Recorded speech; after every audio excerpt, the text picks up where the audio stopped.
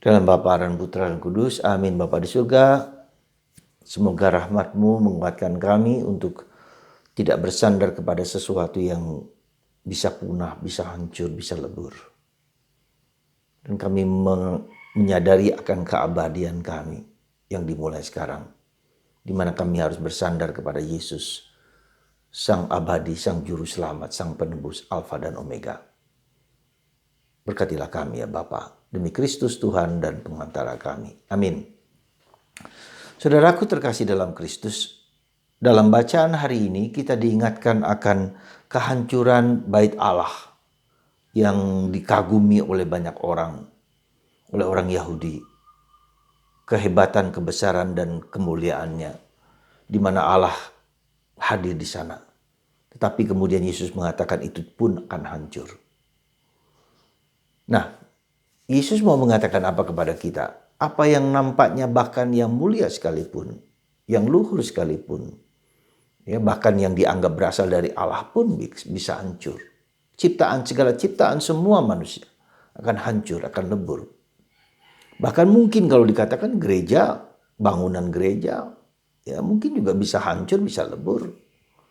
Dan kerajaan-kerajaan besar pada waktu itu Romawi yang begitu besar, mega, Alexander Agung, Hitler, Mussolini, ya katakanlah kerajaan-kerajaan Turki yang pada waktu itu di mana Ottoman, Khalifah dan seterusnya hampir semua hancur lebur semua. Ya, Indonesia Presiden Soeharto yang 32 tahun juga hancur lebur. Ya, sekali lagi kita diingatkan akan apa? Akan sesuatu yang sementara gitu loh. Yang tak akan ada abadi selama ciptaan itu ada di dunia ini. Ya, kerajaan besar, bangunan besar, ya. Apa saja. Ya. Nah, karena itulah saudaraku terkasih, Yesus mengajak kita untuk melihat apa yang abadi. Dalam bacaan pertama hari ini ada kerajaan yang abadi, yang kekal, yang mulia, yang luar biasa. Dan yang menunjuk kepada kerajaan Kristus, kerajaan gereja. Yang gereja ini kekal, ya, abadi, yang tak terbuat dari besi, tak terbuat dari tanah, tak terbuat dari tembaga, tak terbuat dari perak atau emas. Ya, yang dibaca dalam bacaan pertama dari kitab Daniel.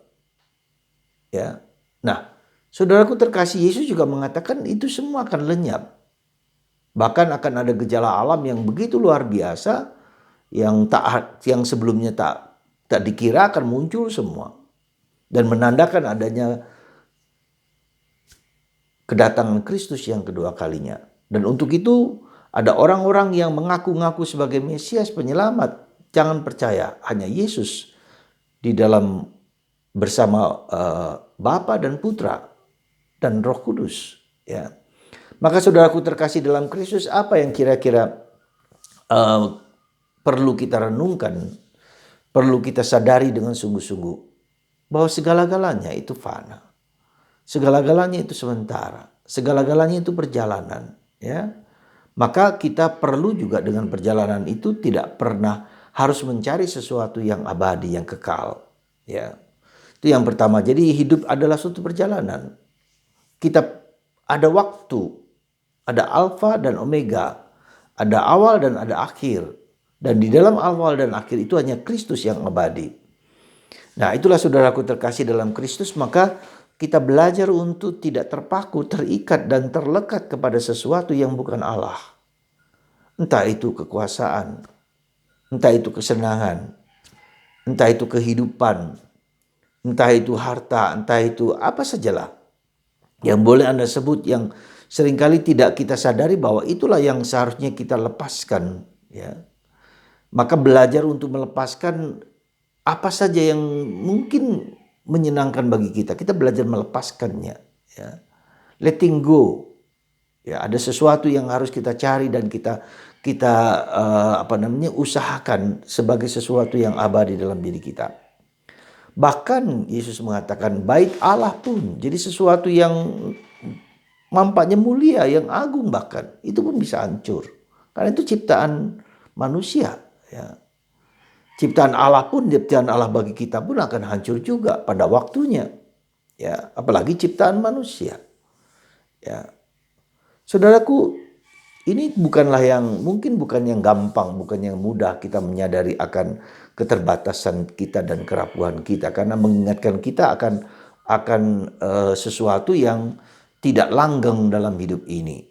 Ya, dan kita mengharapkan seolah-olah segalanya bisa langgeng, bisa abadi, nggak bisa juga, gitu loh. Nah, maka para saudaraku terkasih, karena ini tidak langgeng, tidak abadi, maka kita perlu mencari sesuatu yang abadi, yang kekal. Nah, Yesuslah.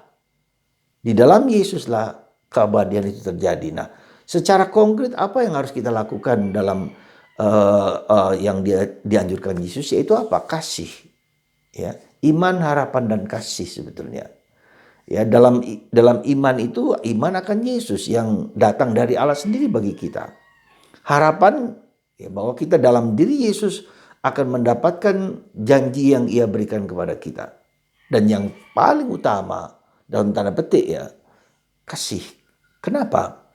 Ya karena orang dengan berbeda agama itu seolah-olah memiliki iman yang menurut mereka, entah agama Katolik, agama Kristen, agama Islam, agama Hindu, punya iman yang berbeda-beda, ya, keyakinan.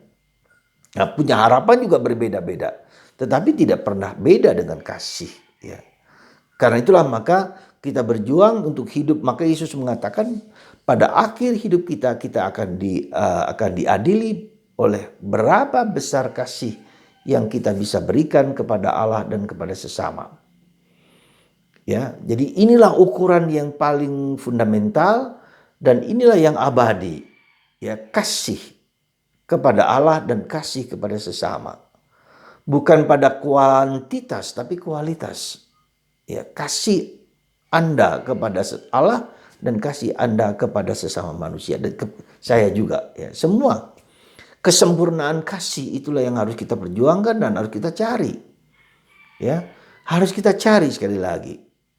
Ya, bukanlah segampang kalau kita mengatakan lagu-lagu yang bersifat kasih dan segala macam, tapi kasih yang kita cari, kita temukan, yang kita dapatkan, yang kita hadapi, yang kita miliki, ya. Dan seringkali untuk menghayati kasih itu Yesus apa? Ya, memberikan orang-orang yang tidak mengasihi, ya, yang menjengkelkan, yang menakutkan, ya. Dan itulah cara Tuhan untuk mendidik supaya kita berjuang untuk mengasihi siapa saja. Terlebih orang-orang yang kita tidak sukai, yang tidak kita cintai, yang tidak kita sukai. Itulah keabadian. Maka saudaraku terkasih dalam Kristus, mari kita cari keabadian dalam diri kita, dalam diri Anda, yang langgeng, yang abadi dalam perjuangan dan proses yang kita jalani. Jadi sekali lagi kita mencari dan menemukan. Semoga Anda dan saya dan kita semua hidup dalam cinta, hidup dalam kasih, ya, dan hidup dalam kuasa abadi yang Tuhan berikan kepada kita dimanapun, kapanpun.